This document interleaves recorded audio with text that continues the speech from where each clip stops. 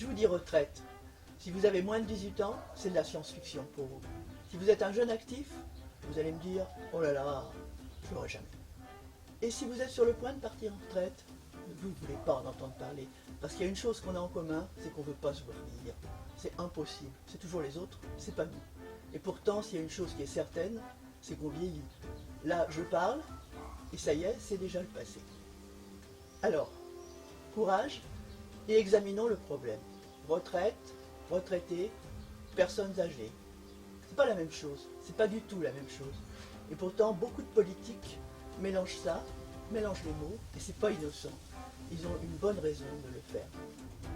Les retraités bénéficient d'une pension de retraite, c'est-à-dire d'un droit acquis, conquis par des luttes. Et c'est bien ce qui gêne les néolibéraux. C'est tous ces verrous qu'il faut faire sauter. Tout ce qui fonde notre civilisation, surtout depuis la fin de la Deuxième Guerre mondiale, tout ce qu'on a essayé de mettre en place, basé sur la solidarité intergénérationnelle, tout ça, il faut le faire sauter pour passer à leur idéologie. Et ça, c'est impossible. Tout ce qui faisait dire au CNR, le Conseil national de la résistance, après le désastre de la Deuxième Guerre mondiale, nous ne laisserons personne sur le bord du chemin, nous ne laisserons jamais le bien commun aux oligarchies financières. Tout ça, c'est fini pour nos politico-banquiers en marche. Fillon, AXA, Gérant, les mutuelles de Bretagne, ils commencent à se servir avant le dépeçage. Il nous faut bien garder leurs objectifs en tête, car depuis des décennies, les nouveaux chiens de garde, je ne parle pas des journalistes, mais vrai, il y en a quand même quelquefois, les nouveaux chiens de garde se sont évertués à insinuer des contre-vérités. Nous, les anciens baby-boomers, nous sommes devenus les papy-boomers.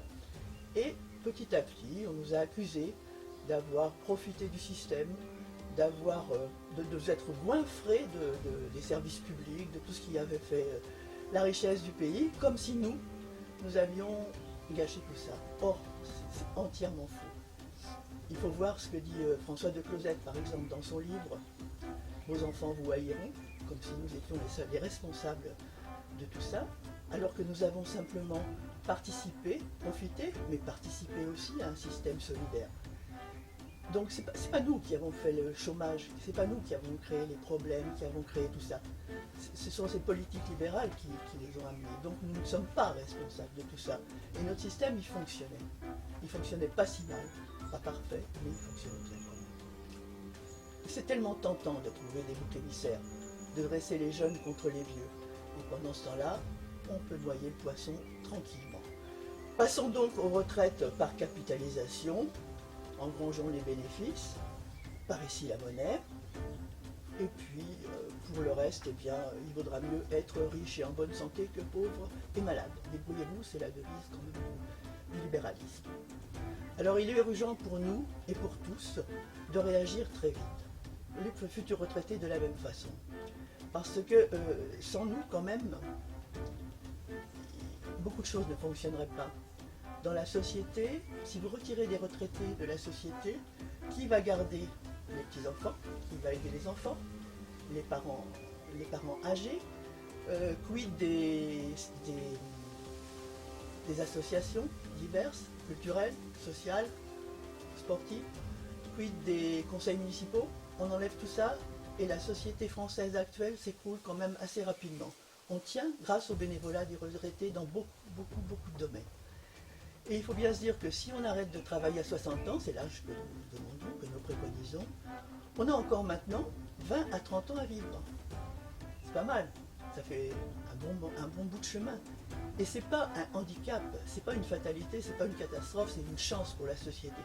Parce que ça veut dire que nous avons progressé, ça veut dire qu'il y a eu, au niveau de la santé, au niveau de la vie, tout va mieux. Et c'est pas ça qui va ruiner le pays, c'est exactement le contraire. Si on veut financer les retraites, toujours par le système de répartition, suffit d'éradiquer le chômage, suffit d'augmenter les salaires, et voilà, les retraites sont financées sans problème. Et le progrès, c'est quand même de vivre plus longtemps, mieux. Ça va toujours dans ce sens-là, le progrès. C'est pas de retourner, d'envoyer les enfants à la mine et de retourner à l'esclavage qui va arranger les choses. Donc je pense qu'on a vraiment à réfléchir longuement sur ce sujet Et c'est pour ça que je voudrais, et parce que c'est en plus c'est une grande partie de la population qui vieillit, et je le répète, c'est pas une catastrophe, c'est une chance. C'est une chance pour tous. Donc je demanderai aux futurs députés de nous aider, de réfléchir avec nous à un statut du retraité qui montre que ce changement de la société est pris en compte, intégré, et qui nous apportera à tous beaucoup de bonheur et de jours heureux.